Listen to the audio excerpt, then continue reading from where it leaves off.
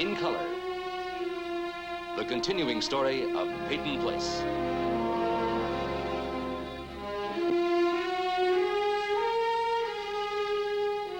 Starring Dorothy Malone as Constance Mackenzie, Ed Nelson as Michael Rossi, Ryan O'Neal as Rodney Harrington, Barbara Parkins as Betty Anderson, Tim O'Connor as Elliot Carson, Christopher Connolly as Norman Harrington, Patricia Morrow as Rita Harrington, James Douglas as Stephen Cord.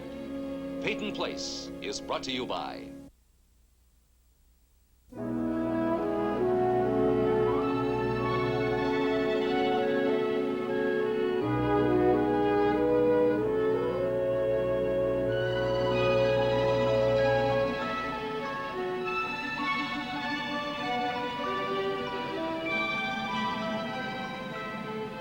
Peyton Place Square is a crossroads. On the one side, it's the only logical place for a new mother like Constance Mackenzie Carson to show her new baby. For Constance, this presentation of Matthew Carson has added meaning. It is a time to put aside the despair caused by the disappearance of her grown daughter, Allison. And it is a time to put aside the tragedy of Anne Howard's death, the subject of a preliminary hearing on the other side of the square, and to put aside the sudden entrance into her life of a young girl, Rachel Wells, whom her husband believes has knowledge of Allison. But today is Matthew's day. I saw you coming. Hi there, grandson. Is this his first trip downtown? He's traveling first class, thanks to you. All right. Now, I want you to come over to the bandstand so I can take your picture. Oh, Eli. Mom, get Daddy. Hey, Elliot, come out here a minute. All right, now, he's coming. Here we go. Oh. Hold it, hold it, hold it, hold it.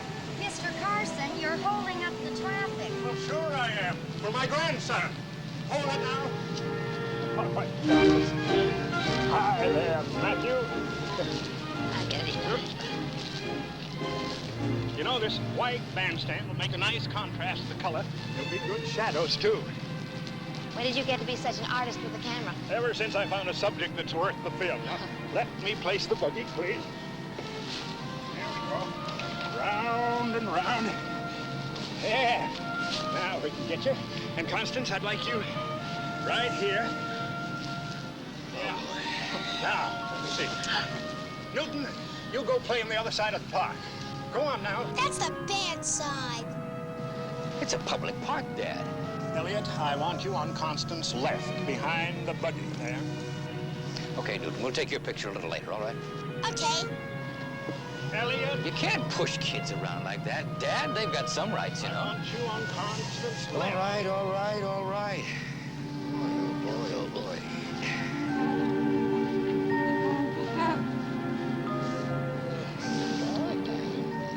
There we go, Matthew. Smile now, smile. I suppose you're looking as pleasant as possible, son. I am. You ought to get more sleep. I can see the bags under your eyes clear from Come here. on, Dad, all right, take the picture, will you? All right, now. 1, 2, 3. Hold it. I want to get one more. All right, now. 1, 2, 3. Smile. There we are.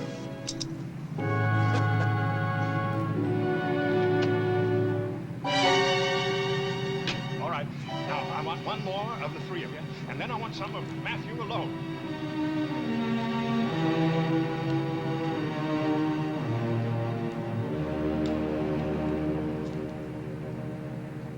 Hannah Cord is the last witness for the defense. Stephen will probably try to crack her to prove his suicide theory. When he first tries to lead the witness, object. Yes? I'm sorry to bother you, Mr. Fowler, but Mr. Chandler's here to see you. I'll tell him I can't see him now, Marianne. I have to go to court. Make an appointment for him tomorrow. Yes, sir. Clear to the judge and the press that for just such behavior, Stephen's already been found in contempt. Then avoid interruptions. They lose votes. What is it? Mr. Chandler says it's very urgent and it'll only take a second. He says he won't leave until he sees you. I'll send him in. Couldn't you wait till this afternoon, Mr. Chandler? If I had to, sure. Well, shut the door. Let's get it over with. I came to ask you to arrange for me to meet Rachel. I really got to talk to her, Mr. Fowler, to straighten things out. To find out how she feels about coming home. She's my niece, sir. I got a right. Not as long as she's still in the hospital. Can bring her here. Pardon? I'll talk to her here. I'd just soon stay out of that hospital, Mr. Fowler. To be honest, I'm liable to punch that doctor, you know. I wouldn't want to do that. I don't want to cause any trouble.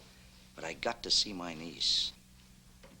Well, I'll think about it. That Dr. Rossi couldn't object to my seeing her here. I'm not going to kidnap her out of a police station. Oh, this is getting to be ridiculous. For me to want to talk to her, Mr. Fowler? I'm the only living relative the girl's got. Well, I'll see what I can do, Mr. Chandler. Thank you. I sure do appreciate it. I'm not making any promises, you understand. My secretary will be in touch with you. I'll wait. I may not be able to reach Dr. Rossi right away, you know. I got time. It won't bother you, will it, if I wait outside? No, I suppose not. Well, Mary Ann, get me Dr. Rossi at the hospital. Yes, sir.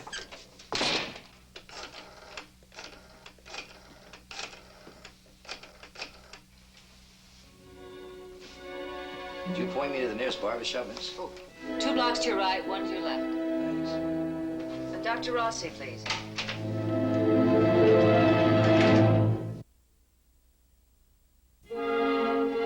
Betty? Betty? Yes. Have you seen my wristwatch? I can't find it anywhere. Have you looked on your wrist? Stephen, Did you find it? right where you left it when you went to sleep on the couch last night. Oh, it was late. By the time I finished going over my notes, it was late and I was tired, so... Stephen, Yes? I'm glad this day has finally come. Yes. By the end of the day, one way or the other, it'll all be over. That sounds simple. It is that simple.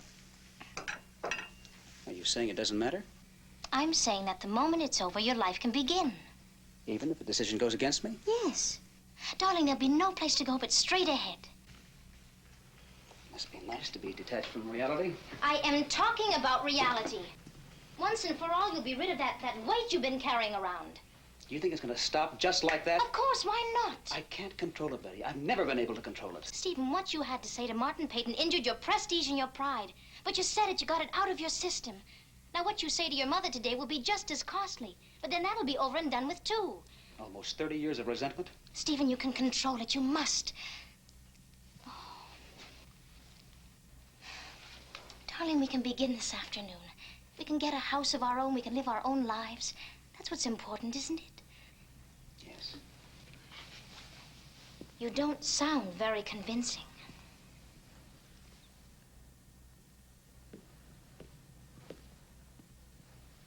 Oh, Stephen. We can get a house and we can pick out the kind of furniture that we want. And it won't look anything like that heavy brooding furniture in the Peyton house. Betty. Like that ugly statue in the entry hall. I always hated that. But once we can discover what we want, what we like, who we are. Betty, I wish it was as easy as picking out furniture, but it isn't. Well, it's up to you, Stephen. If you won't make our lives and the things we do more important than anything else or anyone else, then... Don't think you're aware of how foolish you sound. Oh, Stephen. Look, Betty, if I'm lucky, if I'm successful in court, I'm going to show that my mother could push another human being so far. She took her own life. Figuratively or literally pushed her over the edge. Now, that's what I'm dressed for today. That's the occasion. That's what I've been waiting patiently to do since I took Lee Weber's case. To question my mother. To question her and question her until she breaks into 1,000 pieces. Do you hear what I'm saying? Yes, I hear it, Stephen. But once you break your mother into 1,000 little pieces, what then? What else will break? What else? What else?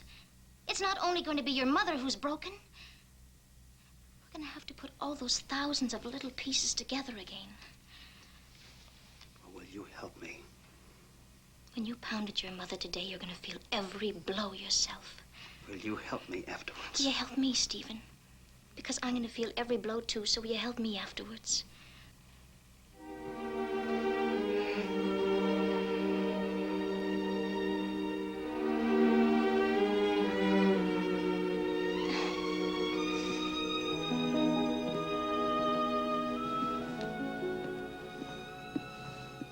What? You look so good in this house. I'm sorry we have to leave. Oh, I was never comfortable in it. Not really.